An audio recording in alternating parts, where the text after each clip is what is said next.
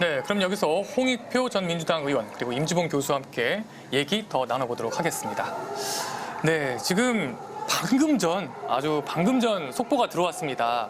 지금 권성동 국민의힘 원내대표가 탄핵 반대 당론이 바뀔 가능성이 적다. 이렇게 얘기한 걸로 지금 나왔거든요.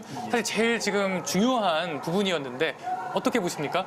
네, 아까 제가 먼저 이미 말씀을 좀 드렸는데요.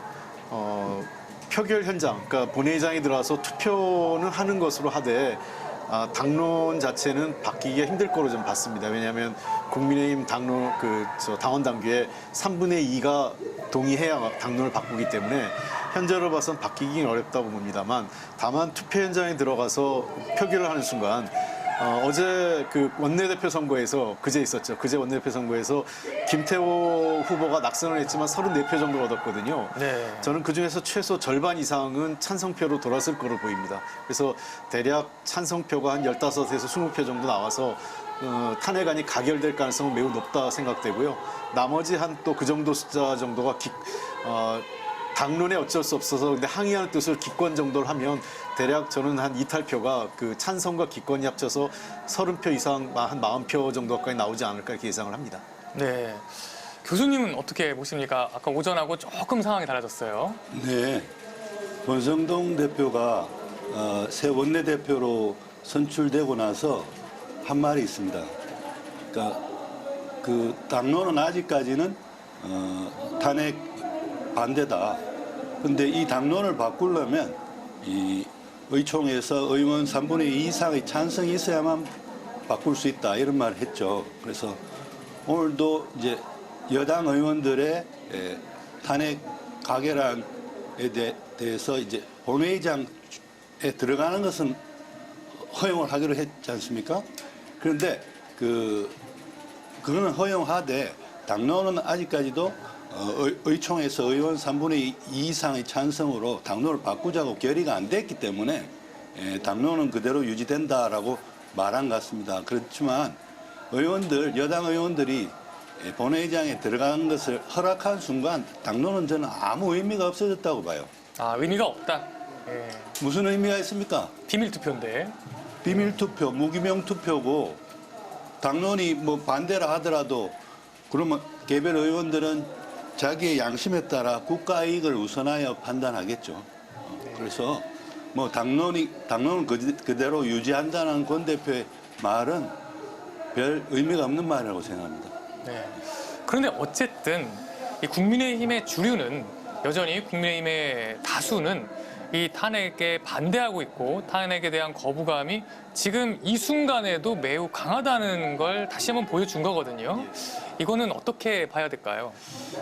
우선 2016년 탄핵에 대한 이제 트라우마가 좀 있는 것 같아요. 국민의 입장에서는. 그러니까 자기 당 대통령을 탄핵시키고 나서 소위 얘기한 배신자 프레임이 하나 생겼고 또 당이 그 찬반으로 쪼개지면서 그 이후에 대통령 선거, 지방선거, 국회의원 선거를 연전연패했다 이런 자기들로서는 약간 기억하고 좀 나쁜 추억이 하나 있는 것 같고요. 그리고 두 번째 제가 여러 국민의힘 의원들하고 개별적으로 좀 연락도 해보고 소통해본 결과는 그래 놓고나 만약에 탄핵되고 조기 대선이 이루어지면 민주당에게 정권을 내주는 것 아니냐 이런 또 자기들 나름대로 불안감이 있습니다. 또 하나 우리가 눈여겨봐야 될 것은 2016년 당시 박근혜 대통령 탄핵하고 지금 다른 건 그 당시에는 의석수가 여야가 엇비슷했어요. 민주당하고 당시 새누리당이 122석 정도 됐는데 비영남권 후보도 한 40% 가까이 됐었거든요. 비영남권 후보들은 당연히 여론에 민감하게 움직이는데 지금 국민의힘이 의석수가 줄면서 영남권의 비율이 비례대표를 빼면 한 70% 이상, 7, 80%가 영남권 후보이기 때문에 지역구 중에서 보면 거의 그렇습니다. 70%가량이 다 영남권이다. 그렇습니다. 네. 그래서 영남권 후보가 한 80% 가까이 차지하고 있기 때문에 비례를 빼고 나면 그런 측면에서 영남권의 지역은 아무래도 여전히 대통령 지지율이 좀 높은 편 아니겠어요? 그런 것들이 고려되면서 대구 경북 지역을 중심으로 한 영남권 후보들이 강하게 반발하고 있는 것 같은데요. 그럼에도 불구하고 저는 다른 PK 지역이라든지 비례대표 후보 또 비영남권 후보들을 중심으로 해서 상당 부분 탄핵안 찬성이 불가피할 것으로 보입니다. 그런데 영남권도 사실 보면 지금 여론조사 나오는 거 보면 뭐 대구, 경북도 마찬가지입니다. 뭐 부산, 경남은 더하고 이 탄핵에 대한 찬성 비율이 훨씬 높은 것으로 나오고 있거든요. 예. 그리고 또 지금 윤석열 대통령의 이 내란 행위에 대해서도 굉장히 비판적인 입장을 지금 영남권에서도 보이고 있거든요. 예. 그런데도 그거는 보지 않고 계속해서 이제 반대 입장만 고수한다. 예. 이거 너무 이게 과거의 상황만 보는 건 아닌가요? 이제 두 가지인데요. 하나는 대구 경북 지역 중심으로 해서 영남권 의원들은 주로 의사소통을 하는 게 자기들 그 당원들이지 않습니까? 네. 아무래도 이제 상대적으로 높은 이유 중에 하나가 당원 비중이 높고 그 지역에서 약간 이 대통령을 지지하는 그 지지세가 상대적으로 높기 때문에 그 눈치를 보고 있는 것 같아요. 근데 그래서 예. 그 말씀드린 순간 지금 저희 MBC 항공 촬영 영상이 지금 들어오고 있습니다. 네, 지금 이 시각 여의도 상황인데요. 항공 영상으로 보면 네, 계속해서 지금 시민들이 여의도를 향해 지금 모여들고 있는 모습이 보입니다. 네, 지금 보이는 거는 이제 오른쪽이 국회고요. 예, 왼쪽이 국회대로죠. 네, 오른쪽에 있는 도로는 국회 안도로였고요. 네, 지금 보이는 영상은 이제 국회에서 여의도역, 여의도 공원을 바라보는 영상입니다. 네, 이쪽도 지금 시민이 점점 더 늘어난 모습을 볼 수 있습니다.